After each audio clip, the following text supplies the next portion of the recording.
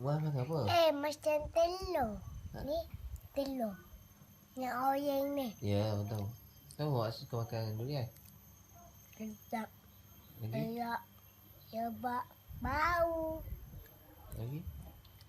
Sebab manis. Oh, kalau abang makan semua durian, Muaz nangis tak? Kalau semua durian habis, Menangis. nangis. Semua tu durian Muaz makan seorang? Itu Allah. durian Muaz jaga. Oh,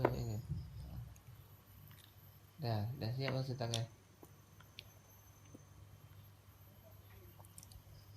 Jilat semua, jilat jari. Oh, sukanya. Suka sangat durian je. Suka sangat nombor 1 je. Ha? Nak makan. Dia basuh tangan dekat atas. Abang pergi makan lah. Basuh tangan kat atas.